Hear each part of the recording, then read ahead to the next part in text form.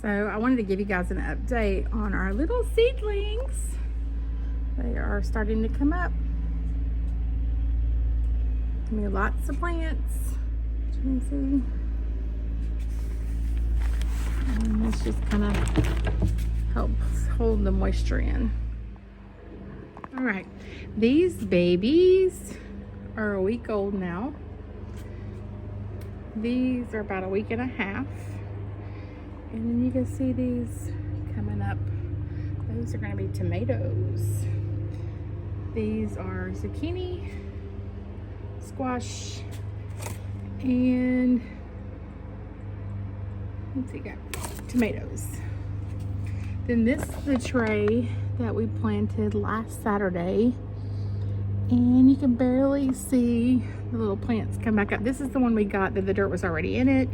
They had the pods we added the water to. This is another one that we did. This is a hot pepper and jalapeno pepper. And this is, I believe, let's see what this is. Cucumber. So the straight neck cucumber. So they're all doing good. Of course, he's still got more space. He's talking about adding another shelf. Let's see, what is this up here? I haven't been out here with him in a while. Strawberry plants. So they're not looking so hot, but he'll work on those. But that's what we got so far in our little greenhouse. Hey guys, I just wanted to share, kind of finish up where we're at with these plants. We will put these in bigger packs. They're still in the small starter ones, just so the roots will get bigger and the plants will be hardier when we plant them or transfer them to the ground.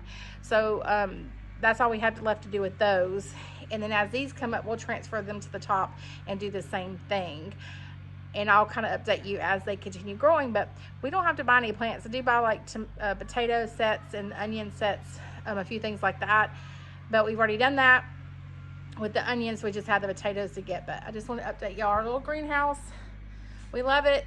Hope you enjoy. Please subscribe to our page.